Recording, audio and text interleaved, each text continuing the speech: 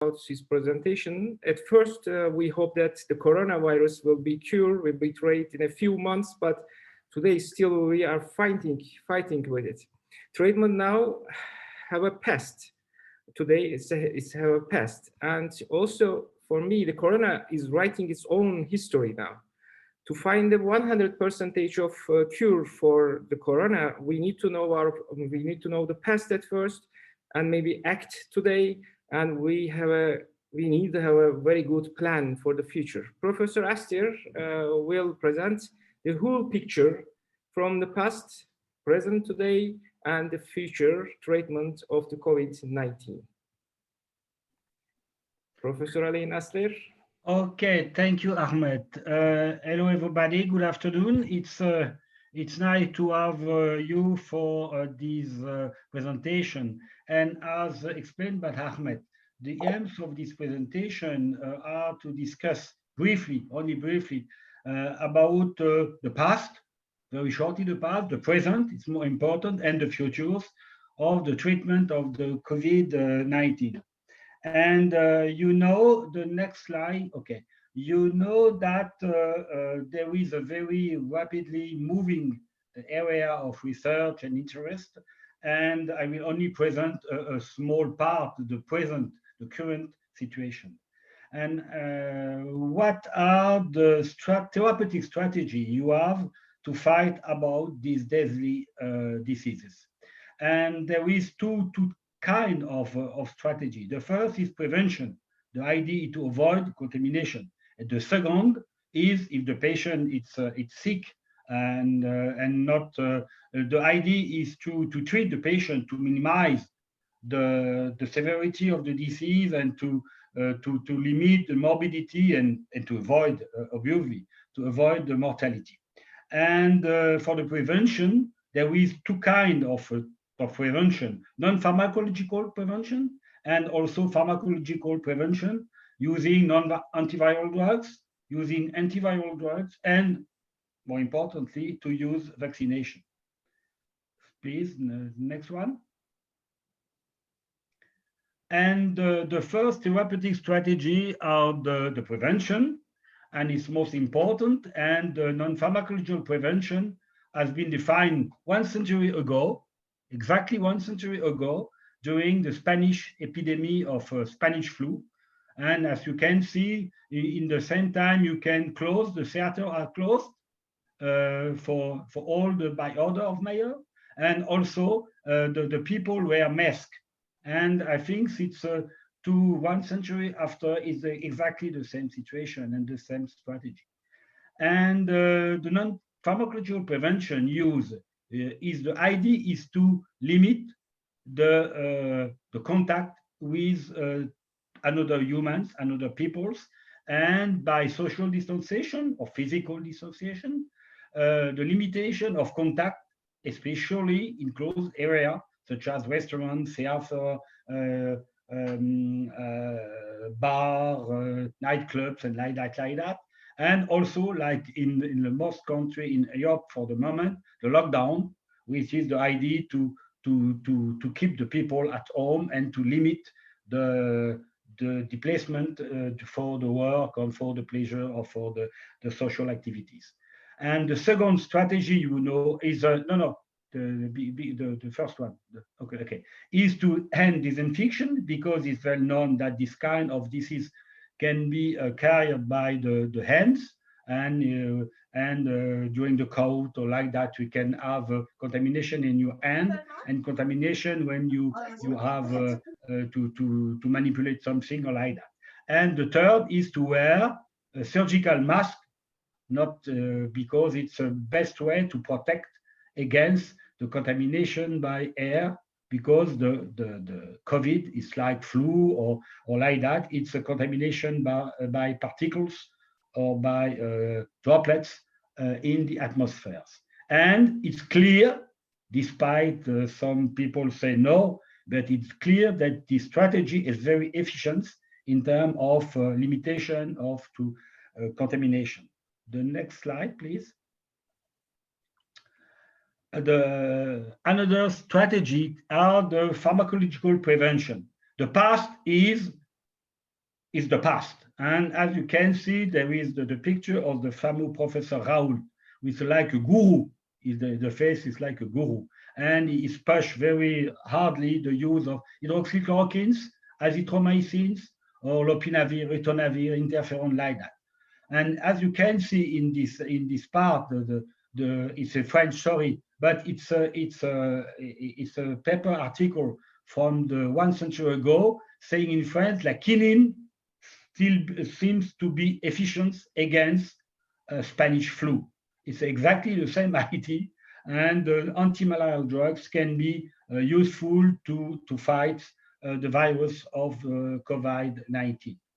And but it's the past, because all the paper now say the use of chloroquines, the use of azithromycin, lopinavir, interferon are not interesting, and there is no improvement at all of the use of these drugs, as well for the prevention, as well for the treatment. And the present, it's more interesting. It's the use of aspirins, is the use of anti-hypertensive drugs, and also vitamin D. For the aspirins, it has been demonstrated that the recent papers that the aspirin, a low dose of aspirin, it's 200 milligrams or like that, it's very interesting into the prevention of complication of COVID-19 in hospitalized patients. And there is a very important, very dramatic reduction of the needs of mechanical ventilation, which is very interesting because mechanical ventilation is very hard for the patient, very complicated for the ICU and like that. There is also a strong reduction in the ICU admissions. It means that there's a reduction of the severity of the disease. And also there is a reduction on in-hospital mortality, but no difference in global mortality. But it's a good improvement, very simple to use, and there is a very interesting strategy for the moment. The second strategy is to use the renin-angiotensin systems inhibitors, such as ACA or RSU, such as lopinavir, such as, I don't remember exactly, sorry, okay? And there is a meta-analysis, very, very recently published by Barral and al., showing in about 30,000 patients included in this meta-analysis, and the use of these drugs, which are currently used to fight against hypertension, show in any condition, a patient, hypertensive patient or non-hypertensive patient, there is only a chance in terms of lower risk of death or critical event. But if you consider the subpopulation of patients which have have an hypertension, which is more prone to have severe disease, it's very known, you can see that there is a reduction of the risk of death, and the reduction also of the critical event. And it could be very important because these drugs are very easy to use, and there is no problem in terms of side effects. Next slide, please. Okay. Yes. And the third, drugs which can be used as the prevention or to limit to limit the morbidity of the increase of the severity of the disease, here the use of vitamin D.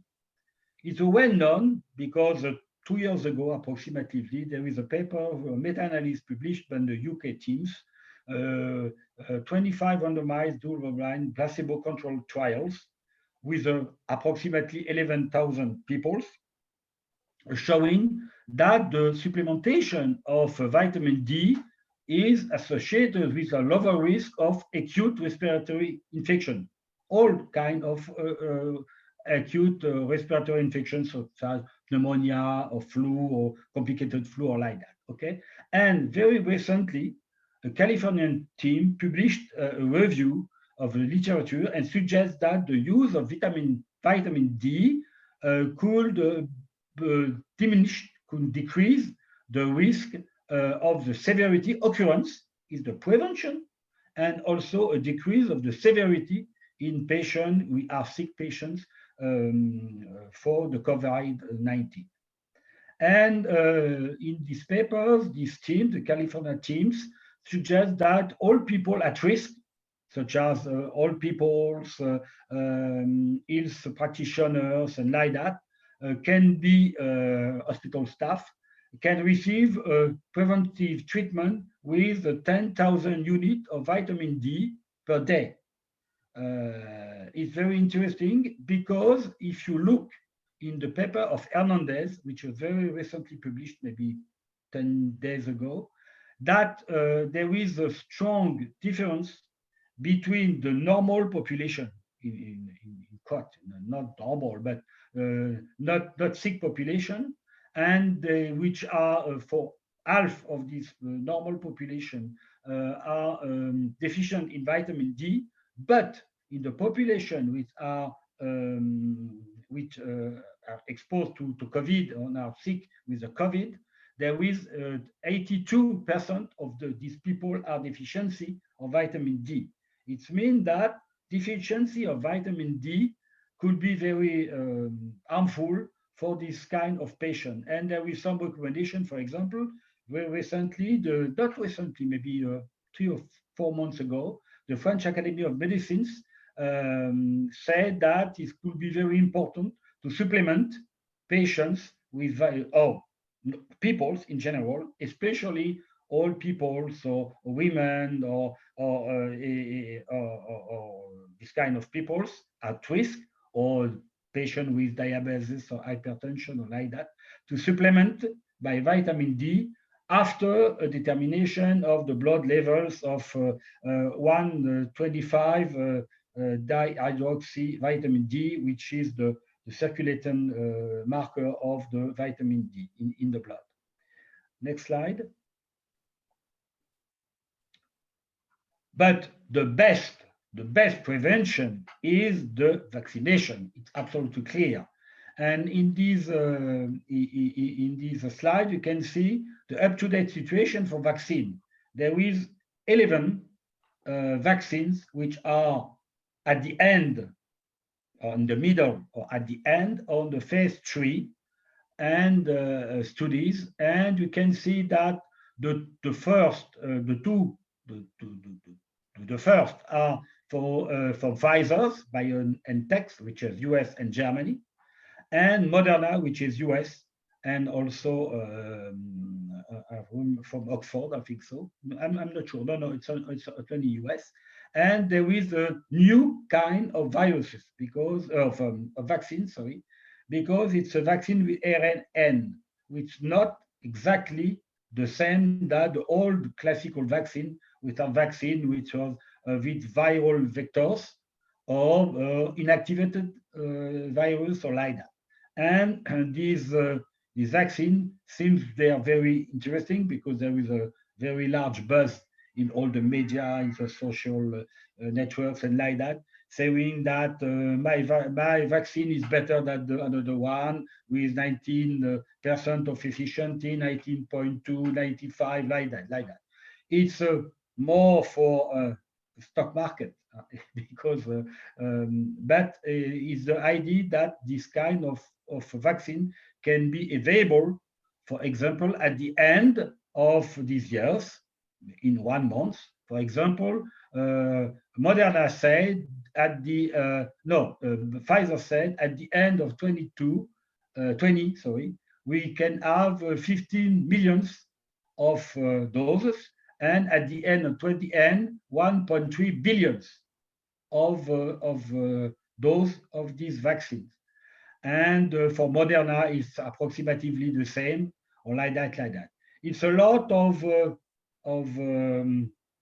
strategy to develop this virus, thus vaccines, sorry. And for example, the European Union have preempted, made a pre-command for 3 vaccines: the vaccine from Pfizer, the vaccine from Johnson & Johnson, which is a more classical vaccine because it's viral vectors, and also the vaccine from Astra Oxford from UK, which also be maybe more interesting, because the problem of this vaccine, the vaccine of Pfizer BioNTech, is the problem to keep it at minus 80 degrees, which is very problematic in terms of logistic, in terms of strategy to vaccine people. Can you imagine to vaccinate 20, 25, 30 million people with this kind of vaccine, which can be kept at the very low temperature? It could be very problematic in terms of logistics. I think it's a big challenge for the next month for all the health authorities and for the medical doctors, for the pharmacists and like that. Next slide, please. Okay.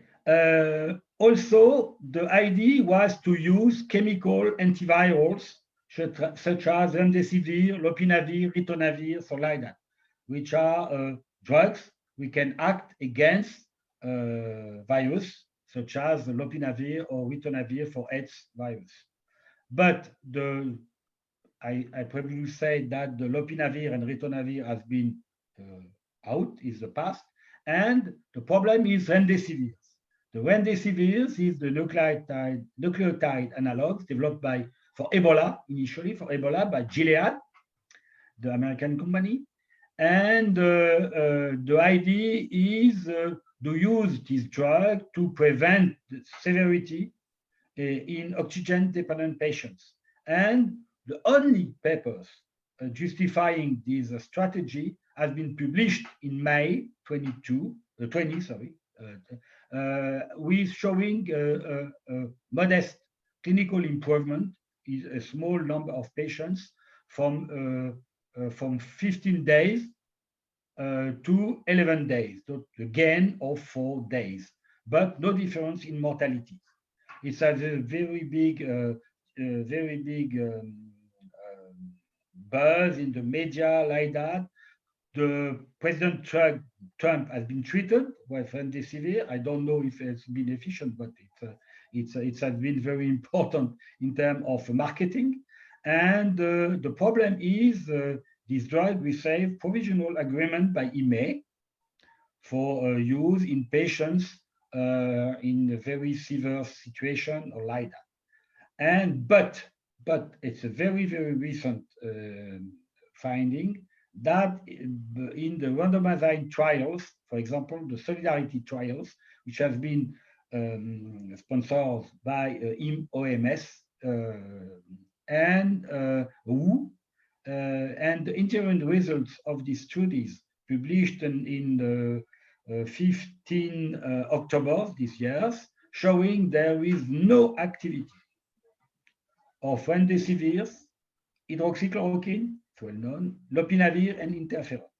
It means that the WHO said don't use remdesivir longer. It's not useful. It's very costly and also can give some severe side effect. And it's the same in France. For maybe 2 months ago, the health authorities of health, HAS in France, say don't use remdesivir, it's not useful, and they avoid to pay for these drugs in France since 2 months. Next slide. Okay, it was prevention in terms of prevention, or in terms of prevention of the disease, of the contamination, and also prevention in terms of severity of the disease. And the second part is the therapeutic treatment. It means that the patient are sick, and what kind of drug we can use, or what kind of strategy we can use to save the patient, to reduce the severity of the disease, and to cure the patient, or to avoid essentially the admission in ICU, because it has been demonstrated that admission of the patient in ICU is very harmful for the patients, and the risk of mortality is about half of mortality when the patient enters in ICU for high severity of his disease. And the idea also of the new treatment, the treatment at the current times, is to decrease the need of mechanical ventilation, because mechanical ventilation means intubation of the patients. It means the use of curarization, the anesthesia of the patient is very, very hard strategy, very, very complicated for the nurses, for the doctors. It's very, very complicated, and it's very, very critical to decrease the need of mechanical ventilation. It's very critical to avoid admission in ICU, but if the patient is admitted in ICU, the idea is to avoid also mechanical ventilation for the patient in ICU, and also to decrease the morbidity and the mortality. And the idea is to limit or to control the hypoxia, which is the asphyxia of the patient. There is not the possibility to have a correct level of oxygen in the blood. Also to fight against cytokines storm, which is characteristic of the COVID-19 infection. Also to decrease the pulmonary inflammation, which is also very harmful and for the patient a very severe situation. And also to limit or to avoid thrombosis, deep venous thrombosis, which has been demonstrated to be very problematic in this kind of patient. Next slide. Ahmed, next slide, please. Okay, one moment. Okay. And now, the standard treatment at the current time, the standard treatment of hospitalized patients in the hospital, not only in ICU, but patients in the hospitals for COVID, is to use several strategies. First, not to intubate the patient, if not necessary, absolutely necessary, but to use positive pressure high oxygen flow. The idea is to increase the partial pressure of oxygen and also to increase the saturation of oxygen of the hemoglobins on the blood. And for that, we can use a positive pressure high flow of oxygen, which is more acceptable than to intubate the patients. The second strategy for limitation of the inflammation, the limitation of the cytokine storms, is to use corticosteroids by intravenous route. Corticosteroids such as hydrocortisone, dexamethasone, methylprednisolone, or like that. Okay, and there is very, very strong evidence that the use of corticosteroid by IV can reduce the mortality at 1 month after admissions. Overall, for overall patient, it means patient intubated or not intubated, and in patient with intubated, which have mechanical ventilation, the reduction of mortality after 1 month is about 30%, which is very, very, very important reduction of the mortality for this kind of patient. And the meta-analysis of 7 studies, for example, the studies Recovery, REMACAP, SCAP-COVID, which are the French studies like that.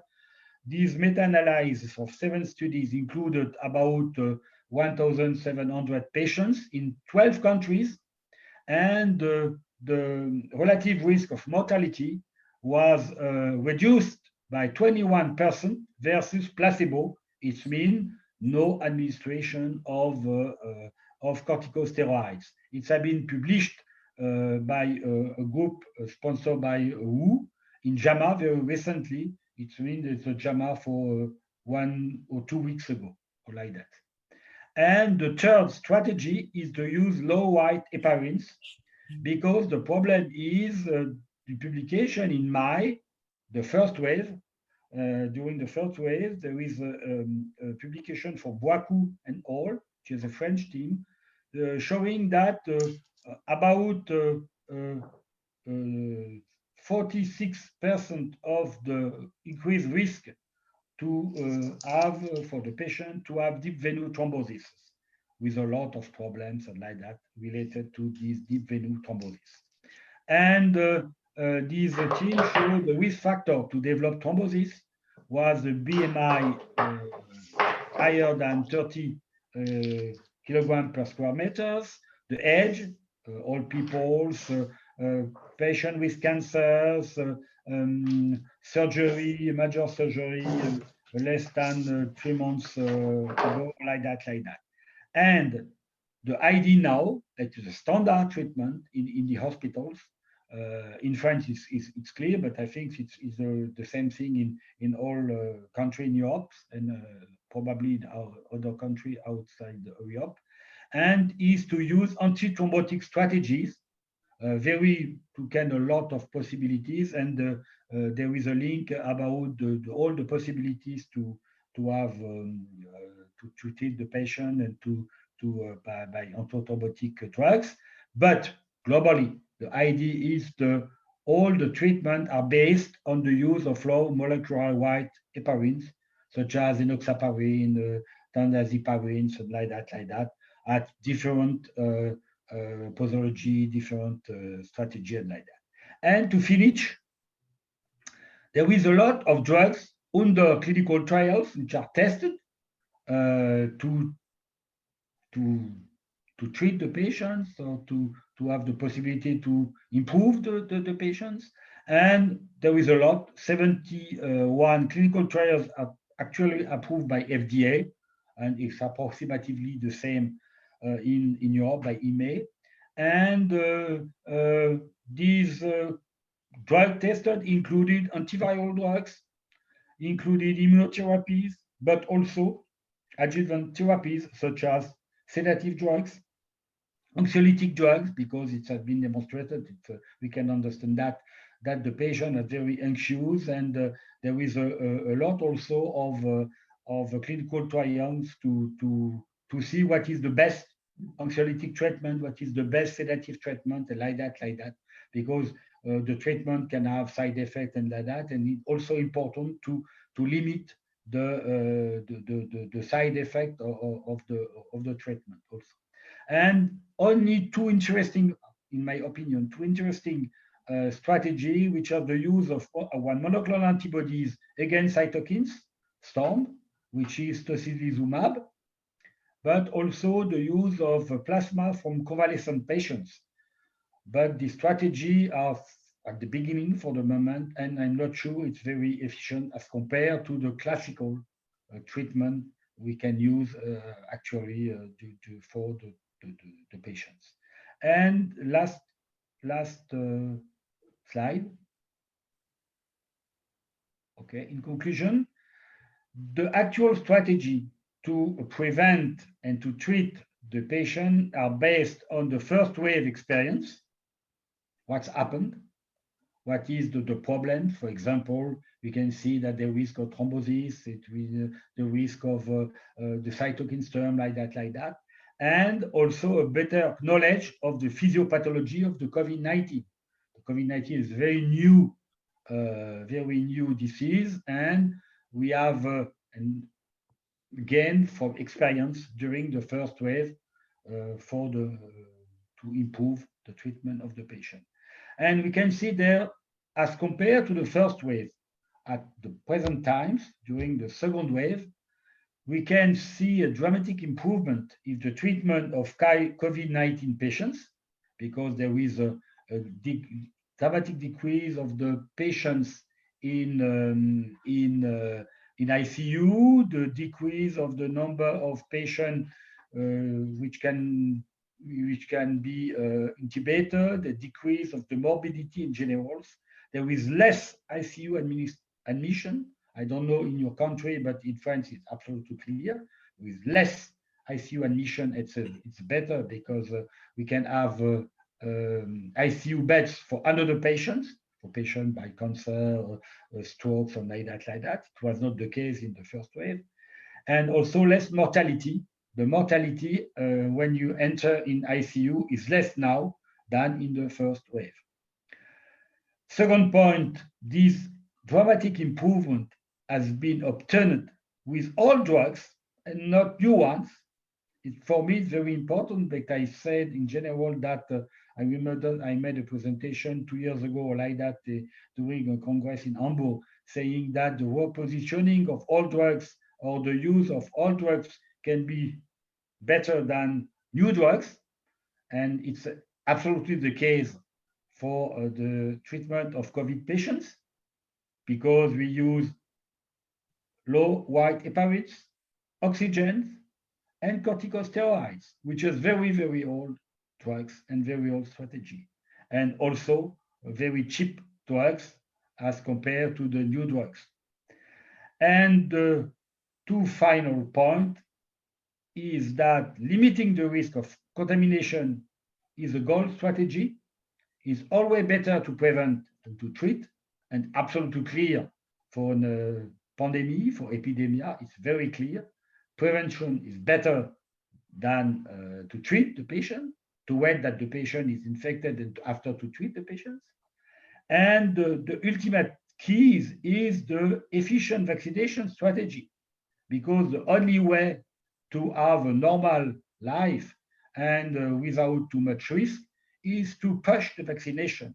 But the problem will be access to the vaccines, what kind of vaccine, at what cost the vaccine, the problem of logistics. I think it's a very, very problematic situation with the new virus, and maybe it will be better to have less efficient vaccine, such as vaccine developed with a classical way, such as viral vectors, a vaccine or like that, maybe than the new one with RNA, because RNA are very interesting, very efficient, but the problem is the RNA is very unstable and need to have very complicated logistic strategy. And maybe it will be better to use vaccine with less efficiency, but if you can vaccinate more people, more easily more people, it could be better to vaccinate less people with an efficient vaccine, more efficient vaccine. The problem also is the acceptance to be vaccinated. I think it's a very big concern, because, for example, actually, when there is some question to the French population, would you want to be vaccinated against COVID? Maybe only 55% said yes, and 45% say no. I think it's a real problem, because if we can vaccinate less than 60 or 65 or 70% of the whole population, you lost the efficiency, the efficacy, and the efficiency of the vaccination. Thank you very much for your attention. Thank you so much, Alain. I have two questions to you from our attendants, but I'm waiting very short answers because we have a limited time. The first question is, I'm reading directly.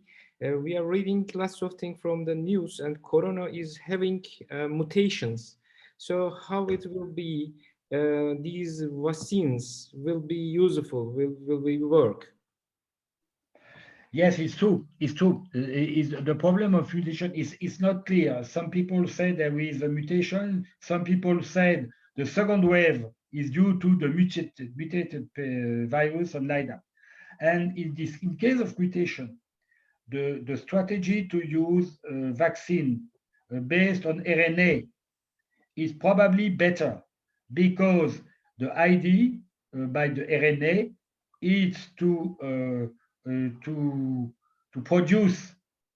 induce the production by the cells of the patient, of the people, the production of the spike proteins, which is the proteins of the virus which permit the introduction of the virus inside the cells of the host. Okay, and in this case, mutations are not made on these proteins.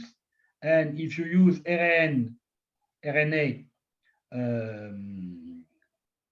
RNA-based vaccine, you can avoid the problem of mutation. But if you use vaccine based on the DNA of the virus, in this case, this kind of mutation can be very, very harmful and can inactivate or limit strongly the efficiency of the vaccine. Is the case for a flu vaccine. Okay, the problem of the flu vaccine is the flu is the virus with a very large tendency to mutation. Okay, and it is explained that the virus against flu, which is based on DNA of the several type of flu virus, can be not so efficient, because people say that the efficiency of the vaccine against flu is about 50% or like that. Okay, it's the problem, but it could be the interest to use vaccine based on RNA. Mm-hmm. Okay, the second question is, you explained that vitamin D have benefits for avoiding and treating the COVID-19, and the question came from there: is there a proposed dose for vitamin D? It's not clear. Okay, it's a good question. It's not clear. Personally, I take vitamin D every day by mouth. Okay, and I take 8,000 units per day. But the recommendation can be very different. For example, the recommendation of the US team in terms of prevention is 10,000 units per day. And the recommendation of the French Academy of Medicine, it's around 4,000 units per day. But the problem is it could be very different from people to people, because it's well known that all peoples, women, are in general deficient in vitamin D, because they don't eat much milk or so much milk or like that. And it will depend of the kind of people. But for all peoples, I think the best dose regimen will be 8,000 or 10,000 units per day by all route. With drops, it's okay. You don't need to have injection or like that, except if you have very strong deficiency. But it's not recommended to perform a blood test for vitamin D, because it has been demonstrated that it's not efficient, and it's better to have because vitamin D is not so dangerous, depend of the dose, and depend if you have hypercalcemia, if you have hypercalciuria or like that. It could be harmful, but in general, it's well tolerated. And in our country, in the north of Europe, there is not so much sun. The problem is the more than half of the population are deficient in vitamin D. And if you supplement by vitamin D, there is no problem in terms of risk for the patient, for the people. Okay, thank you. Very good answer for the question. Thank you, Alain, for your effort. It was a pleasure. Now I am coming to my second speaker. I sent my microphone at first to the Germany and then sent to the France. Now I'm sending my microphone to the what was northeast side of the globe, to the Russian Federation. Our speaker is Julia Zuenkova. She's a medical doctor, currently working as a lecturer and a researcher at the Healthcare Management Chair of People's Friendship University. The university name is wonderful. She's also a healthcare technology expert of Trade and Industrial Chamber, member of a number of scientific healthcare associations and societies, including Healthcare Management in Oncology Association, Society of Healthcare Management and Public Health. She's also editorial member of International Journal of Health Economics and Policy. Julia Zuenkova has also economic degree and marketing background, finalizing her research work as Doctor of Business Administration. She's a member of Marketing Guild Union member and expert of marketing communications. With her career, Julia was working as an internist doctor, deputy of director. She's an author and regular speaker at international congresses, and her focus of interests are evidence-based management, value-based healthcare, quality in healthcare, marketing in healthcare, and health technology assessment. We are reading and watching about Russia from our countries, mostly about the political situation of the country and Mr. Putin, and also the new COVID-19 vaccination. But actually, our information, for me, my information about the healthcare system in Russia Federation is very, very limited.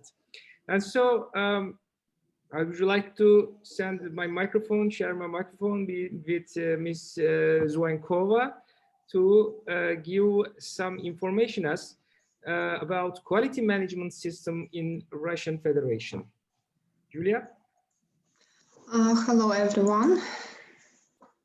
Just I'm share my presentation. So thank you very much, Ahmed, for this introduction. And I would like to thank the president of ESOP Society, Klaus Meyer, for this kind invitation to be a speaker at this webinar. And I'm really happy to see and to hear all of you. I know that we also have here my colleague Antonina, who I hope will support me with some comments regarding Russian quality system. So I would like to introduce you the Russian quality management system, which is sometimes quite challenging and could be tricky because historically Russian system is very over-regulated. But I will just give you a very general approach and main trends in our quality management system and pharmaceutical regulation management as well. So pharmaceutical regulation is a part of quality management system, which is now subject to great challenges in our country. So what quality management system of healthcare in Russia looks like? It is divided into governmental control, departmental control, and internal control of the healthcare provider. Many changes happen now within the last few years in the quality standards. So quality of healthcare is described by the orders by each type of medical care. For example, the process of chemotherapy drug dilution is described in oncology order. Then we have clinical guidelines, and this is a difference between all other world because our clinical guidelines are obligatory to use and now are subject to update. We also have standards which indicate treatment methods, doses, time, and so on. And a few years ago, Russia has adopted European experience to reimbursement approach. And currently, we're transforming our system towards diagnostic-related group. In general, one can say that Russia's healthcare system is overregulated, but this is not the case of pharmaceutical support and care, which regulation was developed in old Soviet time and does not suit sometimes modern requirements. So the main document which regulates the pharmacies is the Rules of Good Pharmacy Practice, which was published in 2017. This document is obligatory for use. It dictates the process of high quality of services, safety and efficacy of drug use, criteria and methods for quality management system implementation, quantity and quality standards for resource use. Although it regulated only the over-the-counter sites, while the hospital pharmacies were not mentioned there. That becomes one of the reasons why pharmacy standards were changed. Last year, the pharmacies applied for changing the standard, and this document describes the types of drugstore. Previously, we have 3 types of drugstores. These were pharmaceutical point, branch pharmacy, and general pharmacies, which caused sometimes misunderstanding at some points and difficulties in implementation quality management system. So hospital pharmacy now was allocated as a separate structure, though clear standards of their work are not described yet, as the document will be effective from 2021. Also, 6 years ago, hospital got the right to purchase drugs without having a pharmacy in its structure. Due to this, many hospital pharmacies were closed, and if the hospital does not have pharmacy in the structure, so handling of drugs may be a responsibility of chief nurse, an economist, procurement specialist, or even accountant, which is not really good because they are not a professional, and sometimes this really causes problems. What are the key mistakes of hospital pharmacy based on Roszdravnadzor audit? So the main problems are the premises that could be not adapted for pharmaceutical activities or don't suit storage rules. Sometimes equipment don't suit requirements or needs. Also, there is a problem with the staff. There is insufficient staff. Some staff don't have baccalaureate degree because of the low level of salaries. So the professional level is an issue. Also, there is a problem of lack of automatization and much manual labor, and violated rules of storage and drug accounting. Pharmacy drug manufacturing is regulated now by 751 order, though the Act 61 about the drug commerce and circulation limits the volume of such manufacturing. For example, extemporary preparation not clearly specified and limited by volume. This results that manufacturing pharmacies demonstrate low level of economic efficacy and sometimes closed. Drug storage has also some issues and misunderstandings. Thus, drug licensing requires premises, but no premises requirements are clearly specified by its size and equipment.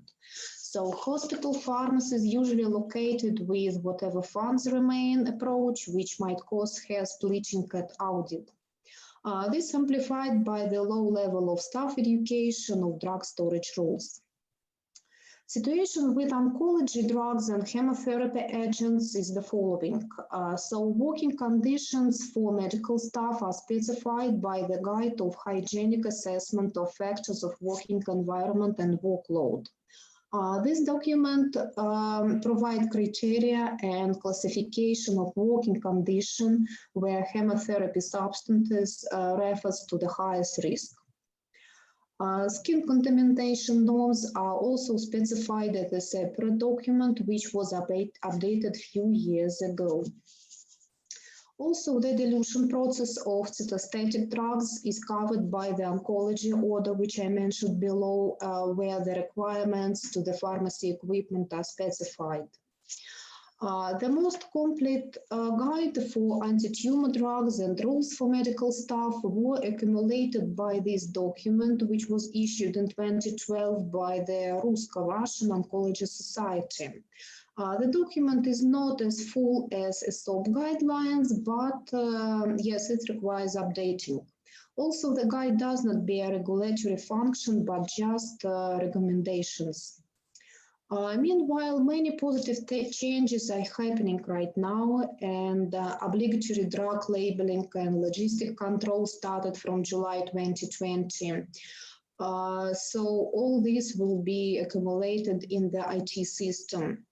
Though problems of the transformation process exist, and some vendors and manufacturers have difficulties with integration this approach into distribution model, and of course the process requires much education of pharmaceutical sites and pharmaceutical staff. Here's a general approach to the digital transformation in healthcare, and the quality management system should be covered by different IT services in future. After robotic storage system function becomes more and more popular, first appeared in about 15 years ago, and now there are several such systems in Russia. They are quite expensive, and not all pharmacies can buy such, but for big drugstore, it could be a good solution. Such systems are designed and provided depending on the requirements and turnover of the drugstore, taking into account the premises size and other requirements. And with the new federal law about obligatory labeling, I believe this law will stimulate the developing of such system. Here's just one of the example of the accounting and IT integration, how these robotic systems are integrated into accounting, into labeling system, and so on. Continuous medical education is another part of quality management. It was launched a few years ago, and regulation here is also changing, and more educational courses becomes available. Here's just an example of some of them. The problem is that while there are plenty of courses in different topics, most of them are commercial and need payments, while nurse education, which is free, is quite poor, and there are no lots of updated courses. 5 years ago, Russia healthcare system was transferred to the lean approach, and this topic is quite hot and induced interest, but now it's applied only for outpatient and inpatient departments. At our university, I have made a special course for continuous medical education for lean in pharmacies, and now it's on approval process. And I believe that centralized dilution of cytostatic drugs is quite new topic so far and very similar to lean approach and lean methodology. And some leading centers are trying to adopt this approach already. So here's an example of pilot project in St. Petersburg Oncology Center. They tried to centralize this process, and they demonstrated quite good results already. They made this about 4 years ago, and within the last 3 years, they demonstrate economy on staff. So right now it's covered by one medical doctor and 4 nurses. They also get economy about $4 billion within the 3 years. So this department serves 13 clinical departments, and these clinical departments send their requests, anonymized requests, into medical information system. And at the end of the day, they have a reporting system. So they send a photo of the used drugs packages into this medical information system. So right now they are going to buy a semi-automatization system for dilution of these drugs. Summarizing, yes, the pharmacy quality management system is an important part of implementation change management in healthcare. But much work needs to be done ahead, so we need to complete standards and guidelines. We need safety guidelines for medical staff update. We need implementation of centralized model of dilution of cytostatic drugs, where, of course, this model could demonstrate benefits if it's big cities or big areas, big hospitals. Also, contamination monitoring for medical staff need to be done, and research is launched. Education system for medical staff and especially for nurses need to be updated.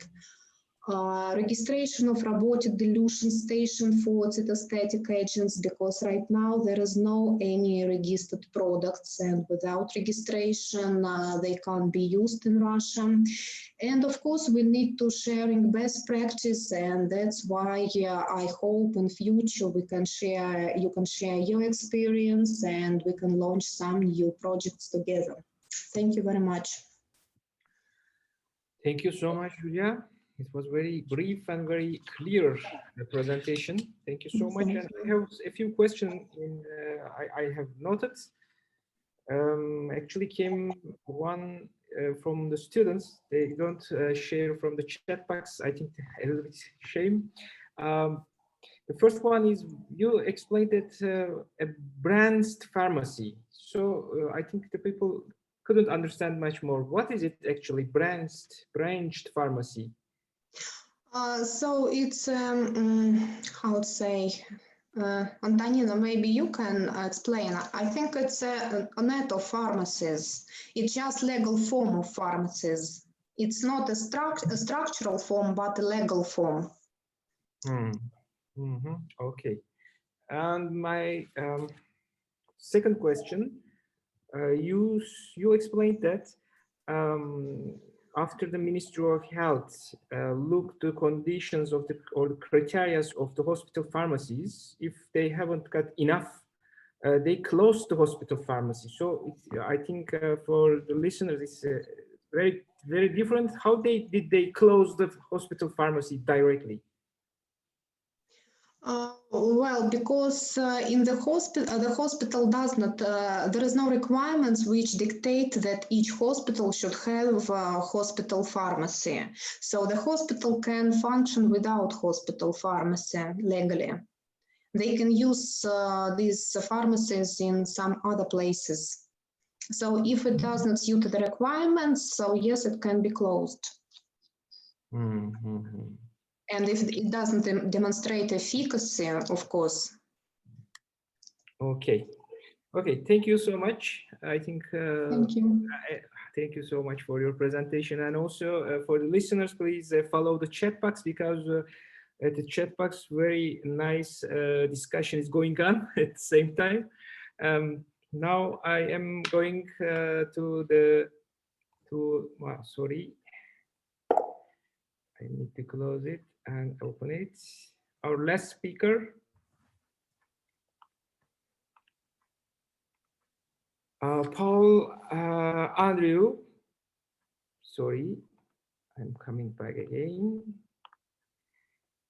He's a pharmacist, graduated in Bucharest. He made his master's degree in clinical pharmacy and additional trainings in oncology pharmacy and clinical trials. His working area is pharmaceutical industry, covering almost all parts of the sector: manufacturing, quality control, quality assurance, and quality management. He's given consultancy focused on GMP, GDP, and GCP projects, developing clinical services, commissioning and building customized oncology wards and facilities. Paul is a member and internal auditor of European Hospital Pharmacy Association. Since 2015, he is a member of our association. Also, he's a member of the Royal Pharmaceutical Society, the European QP Association, and the European GDP Association. As you know, our association ESOP has launched a survey for understanding COVID pandemic status between its members from the first days of the pandemic. So we reached thousands of data, and Paul is our Russian Federation representative in this survey working group. Today, Paul will share the latest status of this survey with challenges and opportunities with living our lives with COVID-19. So I am sharing my microphone with Paul. Paul? Thank you very much, Ahmed. I will make a few comments because I'm not representing the Russian Federation. I'm Romanian born, and I've been living in the United Kingdom for a while, so I'm not representing the Russian Federation. Okay. I used to represent the Romanian Association of Hospital Pharmacists at the European Association of Hospital Pharmacy.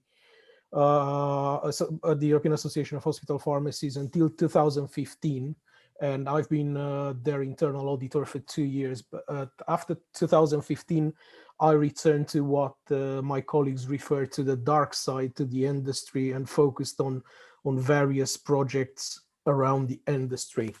A couple of months ago, I've accepted Klaus' invitation to work with the other volunteers on the ESOP survey, which was launched in September. and which aims to collect information on the lessons learned about the work in the COVID-19 pandemic from all over the world, and to capture the retrospective information about the progress made around the globe with regards to the pharmacy practice readiness. When we speak about capturing this information via the survey, before going into details and speak about the team and the work which has been done so far, I just have a question for all the members attending the current webinar with regards to, let's go back 5 years ago and let's see who was thinking about living 2020 as we did in the last 6 months. I guess none of us would have imagined back then in 2015 that coming to 2020, we will need to readapt to new rules, new regulations, some restrictions in some part of the world, and get used to wash our hands, social distance, and wear a mask most of the time. I guess the colleagues which are physicians and activate all the time in a hospital or in a clinical setting, they were probably used previously with wearing the mask all the time. But for the rest of us, this came as a challenge at the beginning, which just became the norm. Speaking about 5 years ago, I remember being 5 years ago, I remember being in Strasbourg at the ESOP's masterclass. I'm not sure if Professor Astier remembers this picture.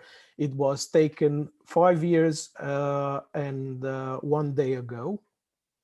So at that time, we were thinking about what a wonderful masterclass of 5 days where we learned so many things from the colleagues from other parts of the world. At that time, Professor Astier did not have a beard. And some of us are in the webinar today. Looking at what happened in the meantime and what we did, I mentioned earlier that ESOP, through this survey, is looking at the global lessons learned. Why global? Because this COVID-19 pandemic situation has affected the entire world. So this is a picture taken earlier today from the World Healthcare Organization reporting website. Speaking about the survey, this is the team of volunteers who are working on the survey and on the monthly reports. So I'll start from left to right with the ladies: Antonina, Romina, Agnieszka, Maya, Mariana.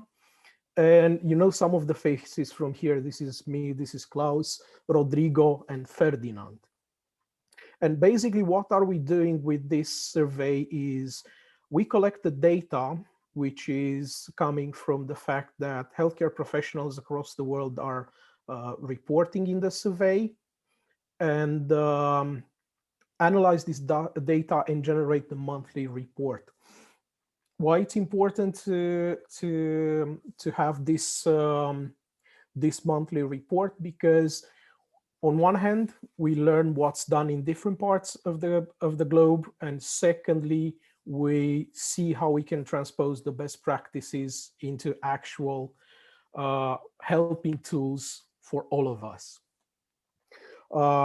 Also, the feedback from the survey will help ESOP shape its future initiatives on policy making, not only in Europe, but also in other parts of the globe, together with the local associations. And I was very glad to see this is a picture from last month's report, a picture which shows where are the countries of origin of our respondents. We had more than 200 responses from 44 countries, which is a very good outcome given the complexity of the daily activities and the workload for the healthcare professionals nowadays.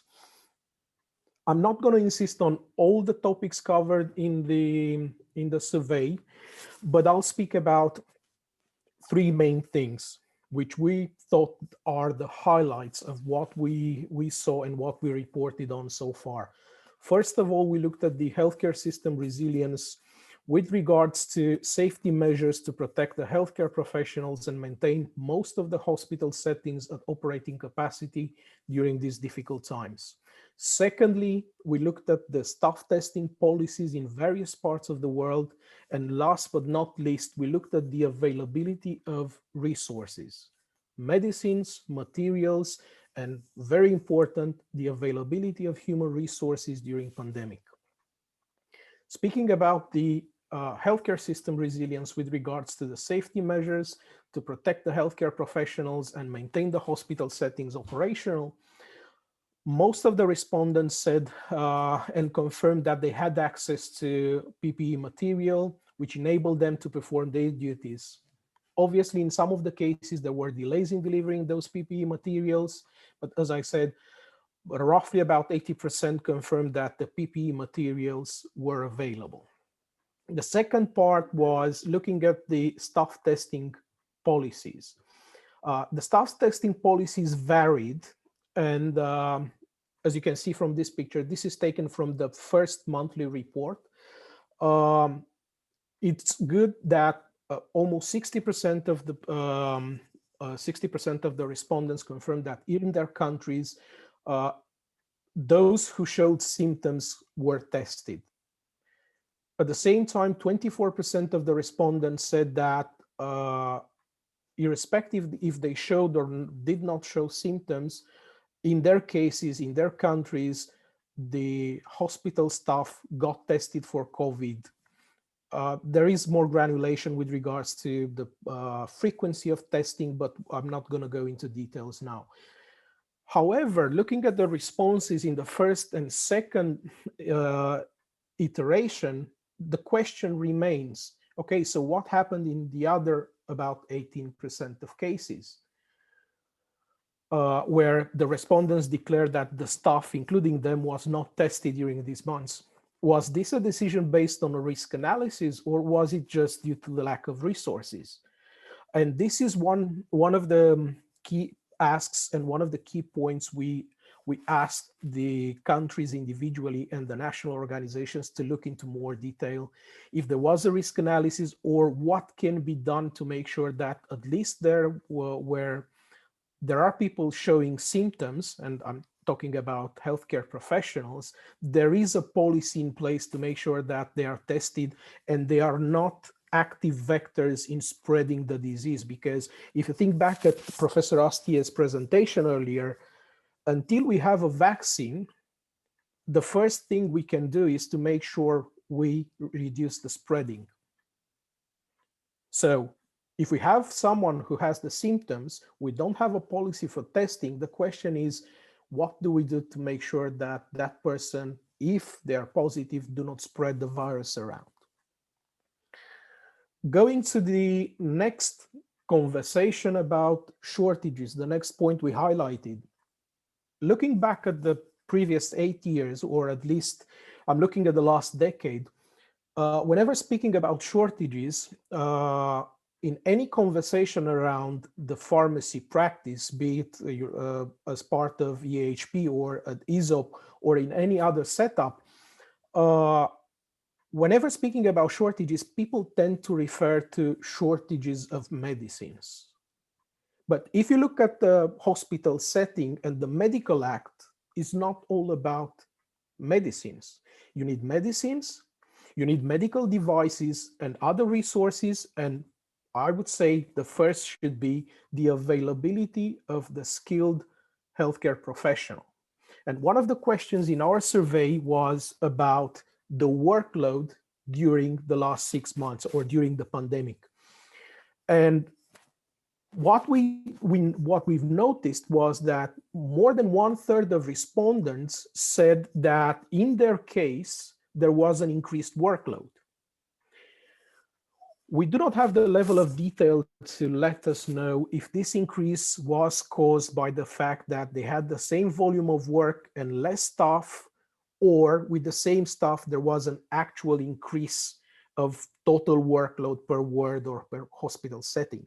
But what is troubling is that 75%, so 3/4 of those who said that they've experienced an increase of work, they also said that they were in a position of not being able to find someone else to help them.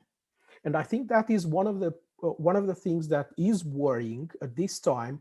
And in case we do not see any change of trend on this, that should be one of the key points to be addressed immediately, not only because of having too much work may lead to stress and other related issues, but let's face it, when we get the vaccine, if people are imagining that the vaccine and the mass vaccination will be done using traditional systems through healthcare professionals or pharmacists in community pharmacists, I would say by now they are wrong, because you cannot expect to vaccinate 3 billion people in 6 months with a new vaccine using the same resources which are either already depleted or fully booked with other healthcare activities. But as I said, coming from the feedback from the survey, there are plenty of lessons learned. What's important for you, and for those of you who already filled in the survey, which I take the opportunity to thank you at the moment, you probably noticed that there are some slight changes in the questions, and that's because based on whatever we learned from the previous iteration, from the previous report, we are shaping some of the questions, and we may add or take out some questions depending on the feedback which comes from the respondents. We tend to add things, and I think in the new version of the survey you will see a question around vaccination, and we tend to rephrase or reshape some of the questions which may not be clear enough. So speaking about challenges and opportunities, I would like to say and give you 2 more examples. One example coming from Julia's presentation, because she mentioned lean principles and lean manufacturing. And I'm not exactly sure how familiar are you with the term. Lean manufacturing and the adaptation of lean principles into hospital or pharmaceutical setting is not something that was invented now. It has been invented and introduced in the automotive industry 90 years ago. So taking a lesson learned from a different part of the world and from a different industry might be a vital information for us in 2020 or 2021 when it comes to the mass vaccination campaign. Why? Because as Professor Astia said earlier, it is a challenge. And I'll give you an example with, I'll go back to Henry Ford, automotive industry, but these are the key candidates at this time in terms of vaccination. And storing a product at -70, if we're talking about a few vials, is already challenging nowadays. But imagine having to store 10 million vials for a medium-sized country. What's the logistic effort behind it? And for those who are not very familiar with how the system looks like,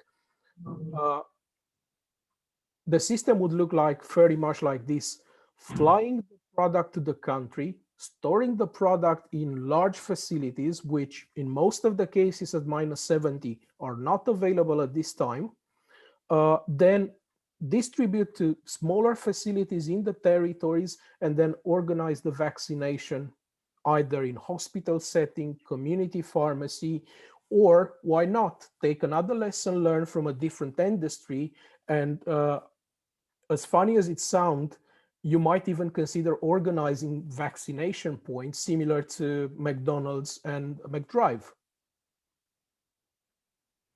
So with regards to challenges, I would say that in every challenge, there is an opportunity.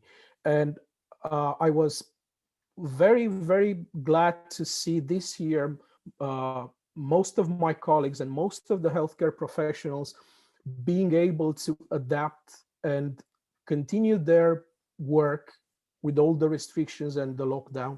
And I'm quite happy that using technology, we are able to be together at this point in time, because let's face it, 5 years ago in Strasbourg, if someone would have told me that in 5 years' time, I'll be sharing a panel with Professor Astier after I've spoken earlier today to a pharmaceutical conference in Romania, and I started the day speaking about something related to supply chain with a team in Australia, I would have said that probably they have a very good imagination.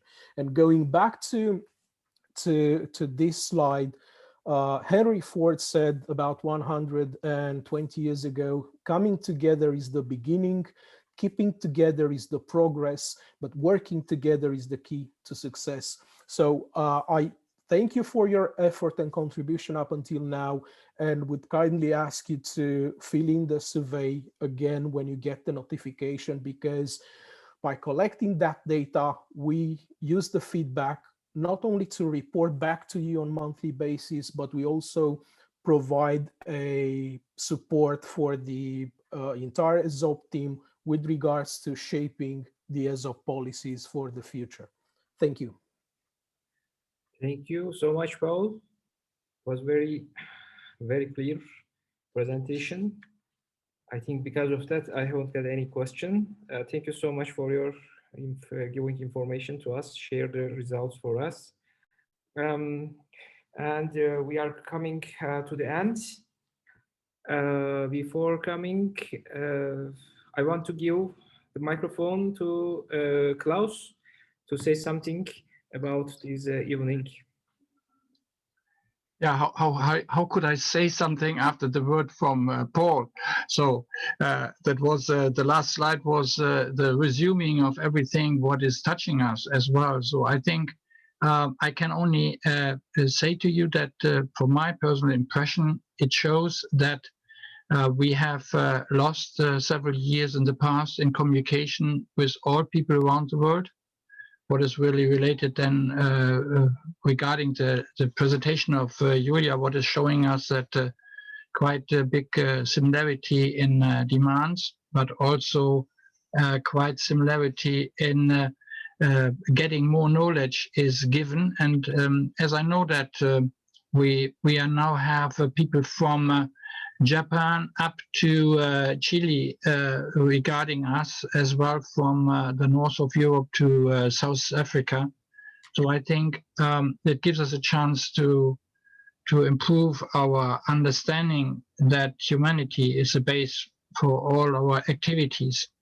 And if we don't rely on this, we will not make progress. We have to look for the common things and not for the dividing things. We have to look for the, what should I say, the education what we got. As well, we know that education is not everything, but the heart is also important in this. So I think I would be happy if you could spread the questionnaire, what Paul was talking about. As well, we like to collect in this month more data from the last month so that we can improve in a greater number. And this is something what is necessary for the past, for the future as well, because we are showing the sustainability of our work. As well, we are showing that this it will not be forgotten what has happened to us this year. 20 years of the European Society for Oncology Pharmacy was the birthday of this year, and we have not, what should I say, expected what will happen to us. But on the other hand side, what does not kill us makes us stronger, you know, this sentence. And some of us have been killed, and we are very sad about that, but we have to follow up with this issue to give the best support, as in our constitution is written. We are the European Society to support cancer patients the best, and that's our goal. And I'm happy when you would be able to follow the webinar next Wednesday evening when we are talking about the activities of our society in which we are calling you to take part and to support these activities as much as possible. Thanks a lot. Thank you, Klaus. Nothing to add, maybe. So I would like to thank all of you, all of the participants, and a special thank you to the speakers. We passed actually nearly 2 hours, and I'm feeling very excited and very motivated. Until the next organization on Wednesday of webiESOP, I wish you a wonderful sleep for tonight and a healthy future. Be safe. Best wishes from Turkey, and bye-bye. Bye-bye, everybody.